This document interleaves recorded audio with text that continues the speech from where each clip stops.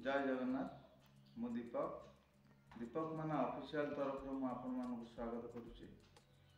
वर्तमान मु आपण को सड़क सुरक्षा सतर्कता और सचेतनता विषय रे किछि कहबाकू जाउची। आपण मान धैर्यर सहित एही विषय रे शेष पर्यंत देखन। प्रथमतः आमे गाड़ी चलाइला बेले धीरे एवं सतर्कतार सहित गाड़ी चलाइबा उचित। द्वितीयतः हेलमेट पिंधिया उचित। तृतीयतः गाड़ी चलाइला मोबाइल फोन व्यवहार करने उचित नुहे। चतुर्थतः ट्रैफिक को मानिबा एवं ट्रैफिक संकेत गुड़िक आम सम्मान प्रदर्शन करी से संकेत गुड़िक को मानि चलवा उचित।